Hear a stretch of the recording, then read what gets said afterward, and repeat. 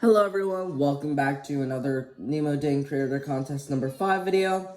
In today's video, I would continue building this part inside my level for the Creator Contest number 5 for Jam Attack.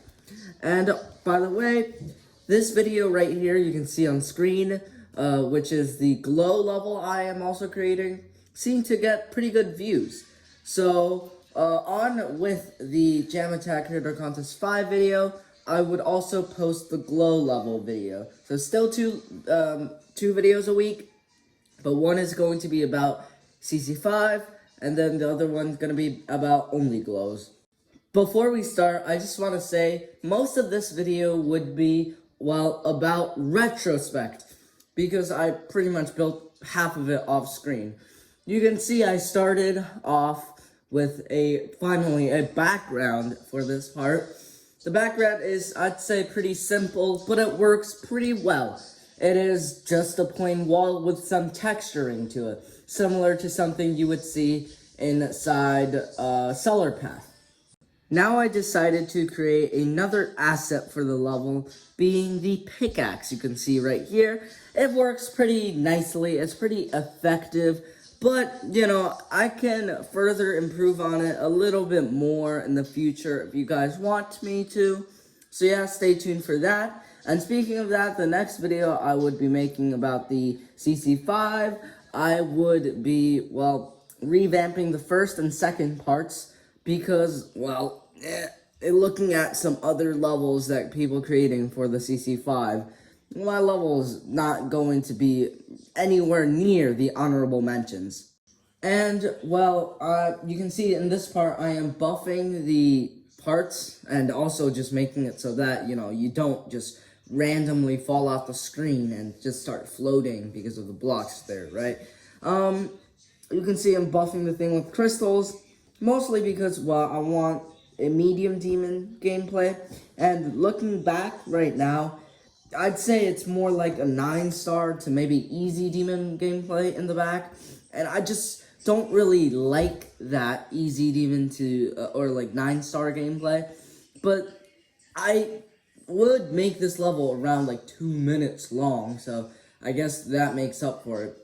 And, well, I'm trying right now to not make, you know, the parts what I feel like how hard it is. I'm trying to make it feel like what other people think how hard it is, if that makes sense to you. And right now I'm going to be making a torch glow. If you didn't know, Jam Attack creates some really good atmosphere and atmospheric lighting in his level, the Cellar Path. Even in his other level, with, what is it called again? Oh yeah, Glorious Fortress. I have like a really bad memory. It's the energy, the atmosphere, and the lighting is so good. And I'm trying to reflect that by putting glow with the torch, a realistic torch that kind of gives this like really warm feeling. And you can see later I'm also going to be adding a vignette. And to bring this level further up to life and bringing it to standards, what I like to call standards, I decided to add some smaller details like a cube with an X on it showing that this place has been long abandoned for reasons. After doing some quality of life changes such as, you know, making the background not so object heavy and making after a certain part or a certain big part of the background is, you know, off the screen, I would toggle it off, etc., etc. And I started to waste even more objects on the block design here. And after putting in some designs for the saw blades as well as the ground spikes, day 1 was over and on to day 2. I started by adding some species of animal skeleton here, you know, kind of securing the idea that this is a mine, as well as just breaking up the boring, repetitive block design right here. A lot, I would say quite a lot, and it just adds a lot more details and story.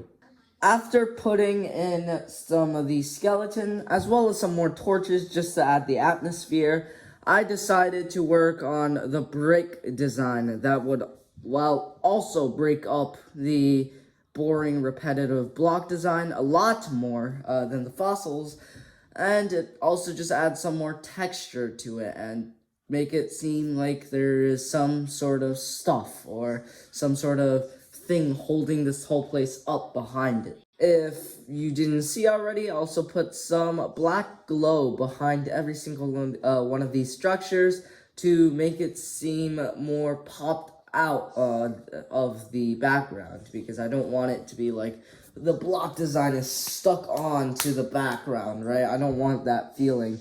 I want it to be separated, and I think black glow does a great job not only doing that, but adding some more depth. Depth.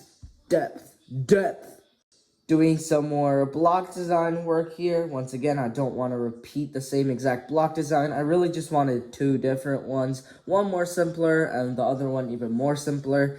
And, well, they contrast each other heavily, and I'm pretty proud of that because, well, once again, it breaks up the boring, repetitive block design that is the slate rocks. Now you can see me building a vignette and me struggling to build a vignette. I'm definitely going back and fixing it. You know what? Why not? Let's end day 2 actually right here, and let's build the vignette live. First, I adjusted the size of the vignette, which was pretty simple. Then I put it on a low opacity black, which, well, made it more, you can still see the stuff behind the vignette, but, it's still there, right? It just, whatever, it doesn't really matter, does it?